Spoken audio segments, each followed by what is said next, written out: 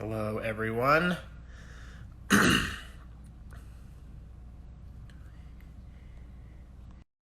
Me right now.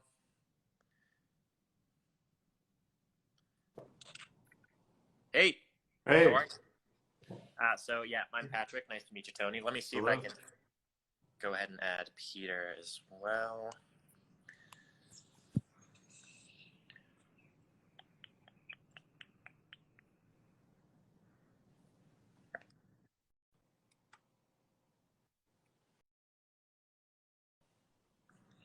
I think we can only do two, which is fine. Hey, everyone. Sorry to be staring silently into the camera. We are still trying to figure this out. But as before, let's go ahead. I think with the interview, since we are running,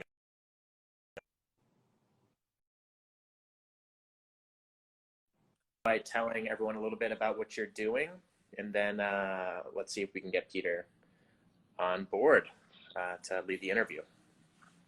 Great. All right. Well, thank you for having me. And my name is Tony Greco. I am the founder and CEO of a company called Get Help.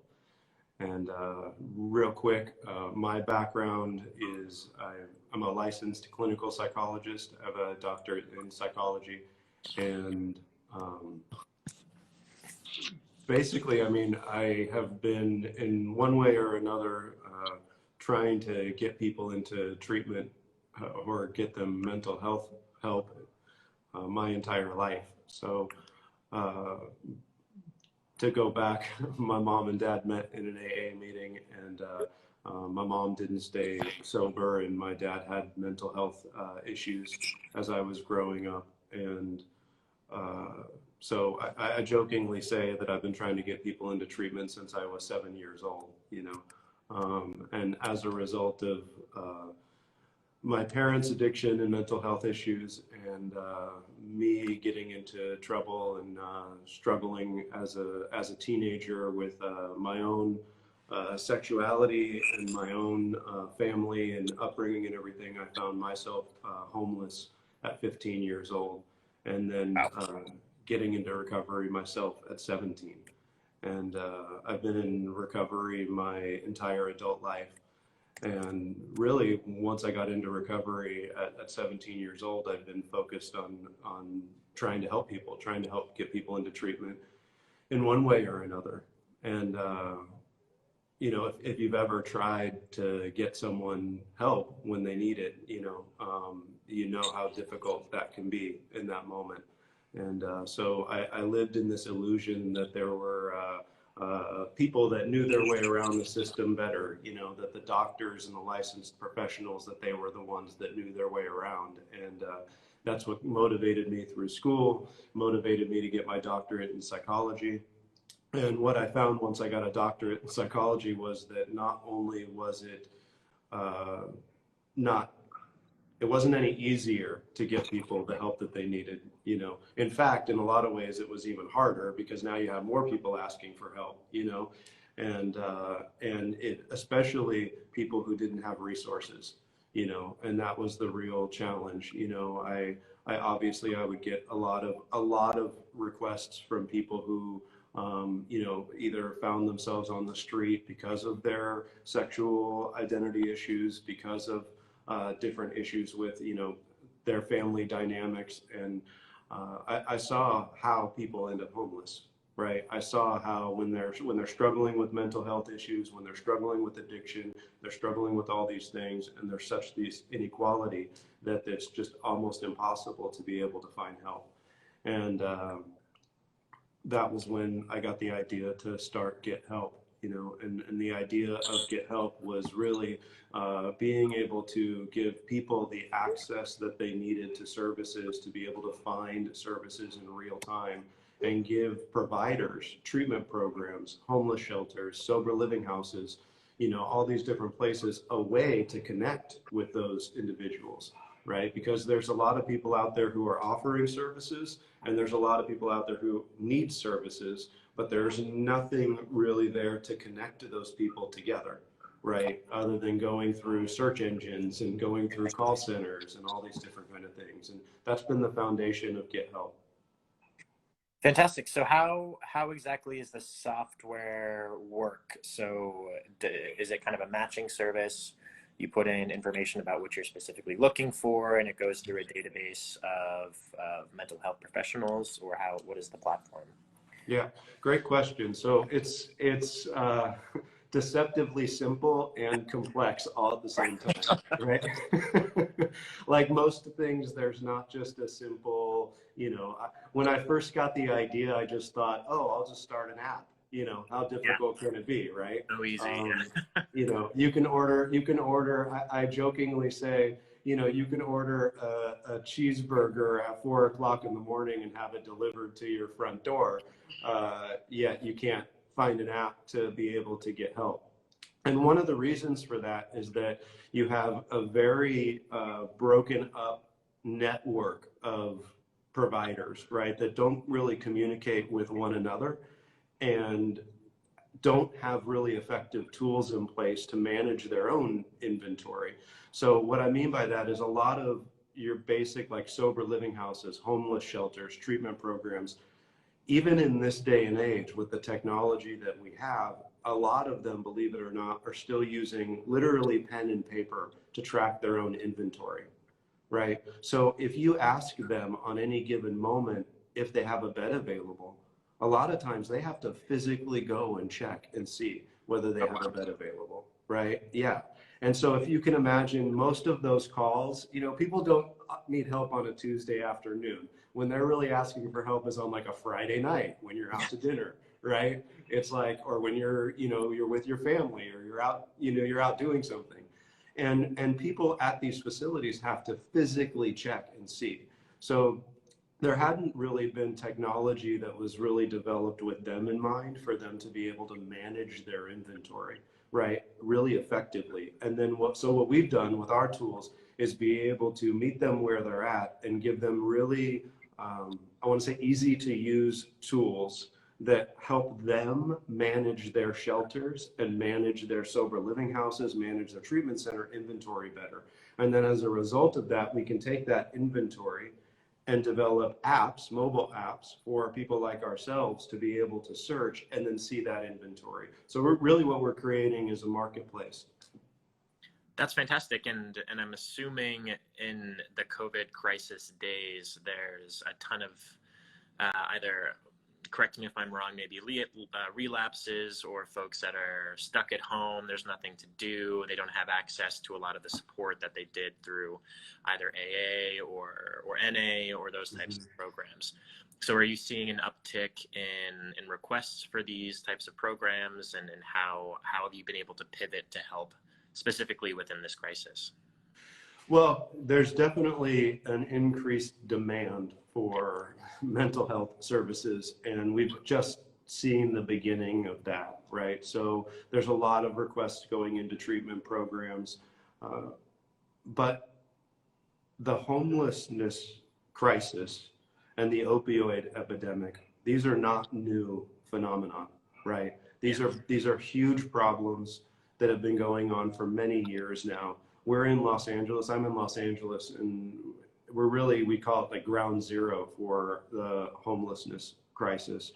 So a global pandemic is only exacerbating what are already challenges, right? If it was difficult to find services for someone before a global pandemic, it's increasingly exponentially difficult now that everybody is trying to get help. Everybody's looking for services in some way or another. So what it's really done, what COVID-19 has done, is really call attention to and really make apparent what it is that we've already been working on for a really long time, right? Is trying to get help for people and trying to get them matched to services. And what we've been focused on, particularly in Los Angeles during this crisis, is helping manage the homeless shelters that are being set up, the emergency homeless shelters that are being set up, to try to get people experiencing homelessness off of the street, right? Because they are going to be, and maybe the hardest hit amongst the population. And we're just beginning to start to see that. And so what the city of Los Angeles has done is set up emergency shelters to be able to house people. And what we've been able to do is use our technology to help the emergency shelters manage their inventory, their beds, both their regular beds, they have quarantine beds, isolation beds set up if people start to show symptoms. And they've been able to very easily and quickly use our software to manage that inventory, and then be able to adapt that to give those tools to first responders, outreach workers in the field, so that they can see where there's a bed available.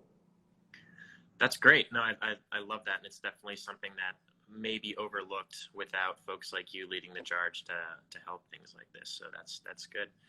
Now, in terms of your leadership kind of style, and now that everything is virtual and it's hard to get in the same physical space as your team, for example, how has your leadership style changed or shifted throughout kind of this crisis? Have you had to create new strategies to make sure everyone's on the same page, to make sure that your service is working correctly and streamlined? What have you done to pivot in terms of that? Well, great question. Days before we went into the stay-at-home, shelter-in-place kind of orders in Los Angeles, I sat with my CTO and my CFO, and we'd made a decision to work remotely.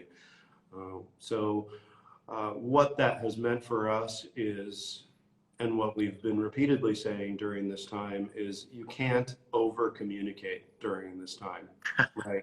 So it's just not possible. So what we did immediately, so we sent everybody home on a Friday the 13th, actually. Go figure.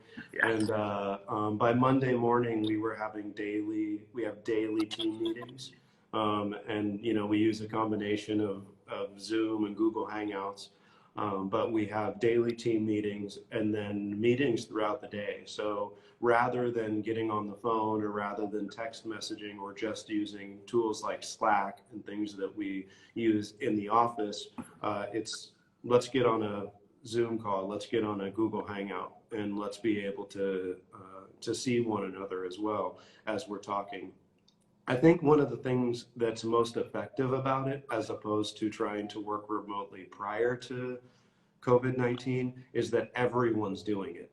So and that makes a huge difference, and I've talked about this with some of my team who love working remotely and love working at home. And I've said, I think one of the reasons why it's so effective is that we're all doing it. So it's not like some of us are in a room together and other people are just dialing in for a meeting. The other thing that's been really powerful as far as how this has changed our business is that one of the things that I had questioned was, our technology is built to scale. So our technology is built to be nationwide. It's built to go into every city across the United States, to help every shelter, every treatment program, to give search tools to first responders and outreach workers across the United States, and moms and dads across the United States, and loved ones, and everyone, anyone, anywhere. And that's our model, that anyone, anywhere get the help they need when they need it. But the question that I've had is, I can't tell you how many face-to-face meetings I've had down at City Hall now, and gone down there prior to COVID-19. And so what I questioned prior to this was, how do we scale this? How do we install and set up at shelters and train people without going there, without talking to them, without being in the same room, right? And that was a huge question that I had prior to this. And as a result of this crisis, we've been forced to do everything virtually, right? All of our meetings with City Hall, all of our meetings with first responders, all of our trainings we've trained now over 25 shelters and launched across the city of Los Angeles. All of that has been done virtually. So what it's taught us is that we can do this without having to be in the same city, without having to be in the same room with people, and we can do it well and effectively, right? And then it works. Yeah, that's. I mean, the shift and pivot for everyone in this crisis has been more successful for some and less successful for others. And it sounds like you've definitely been able to pull it off successfully. So with that being said, what kind of advice do you have for founders that need to pivot, maybe in the mental health space, but more general as well?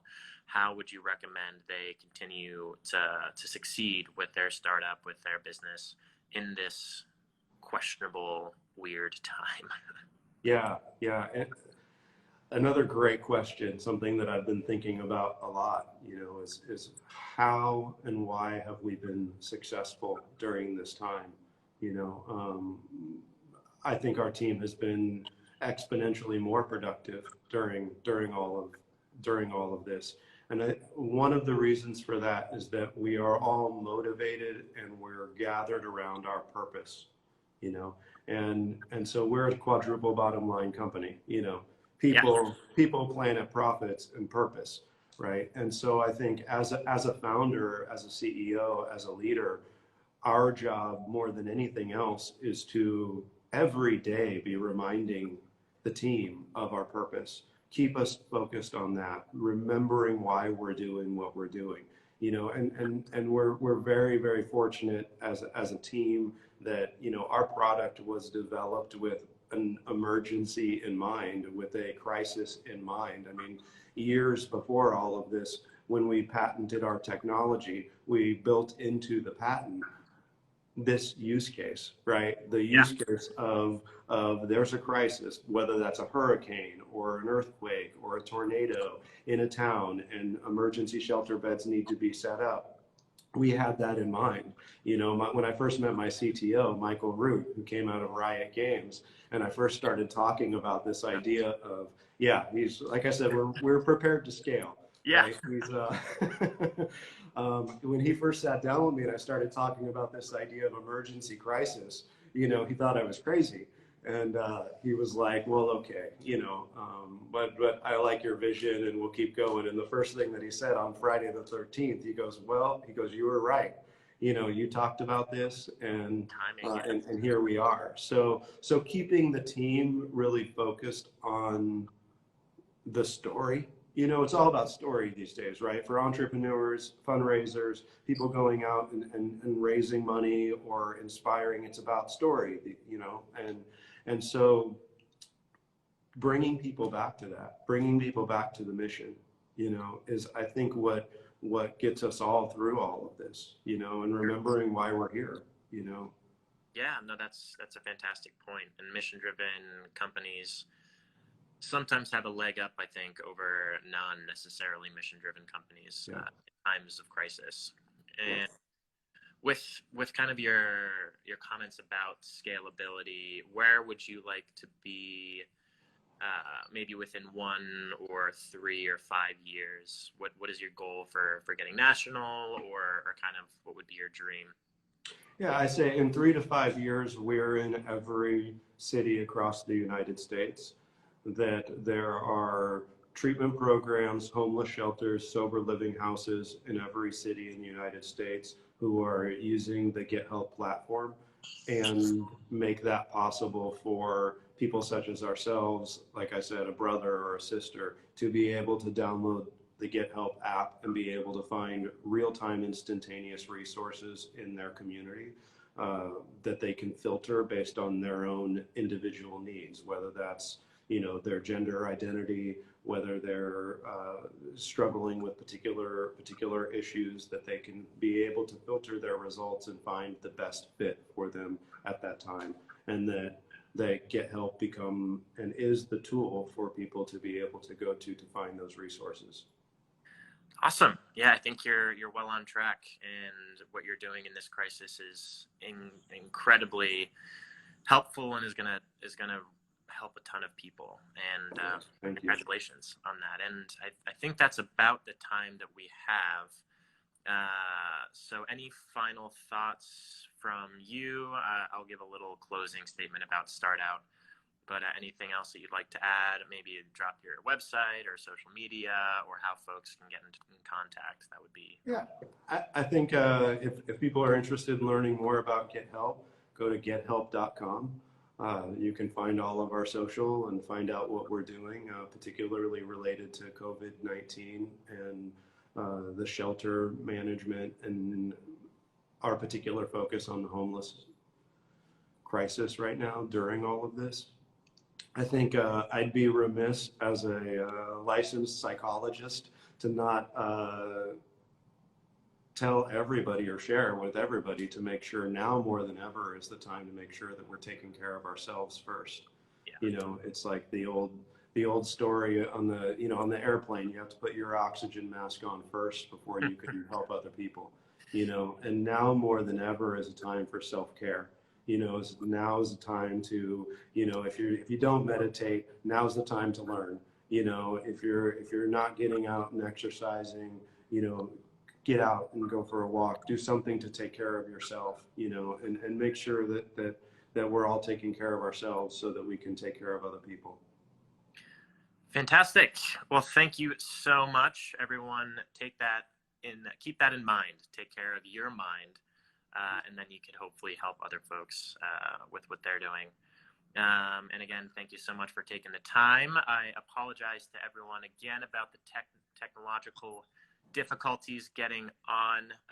It wouldn't be a COVID-19 crisis phone call or Zoom meeting or Instagram Live without any sort of technological difficulties. So we're right on track with that. I wanted to mention a little bit more about StartOut for those folks that are new to kind of viewing us. We are an LGBTQ+ affinity entrepreneurship group. So we provide mentorship and events and some educational panels and things like that throughout the year for the LA chapter. We have chapters in Austin, Boston, San Francisco, New York, Chicago, and we're always looking to grow the membership base. So if you are looking to start a business, have a business, if you're an investor, an ecosystem builder who is a member of the LGBTQ+ community, definitely check out startout.org. We're more than happy to put you in contact with who you need to get in contact with to succeed. And with that, I'll say stay sane, help yourself. If you need anything, check out Get Help. And again, my name is Patrick Driscoll, and this has been great. Thanks so much, Tony. And thank you, Patrick. Thank you to the organization. Absolutely. And have a great one. All right. Okay. You too. Bye, everyone. Bye. Thank you.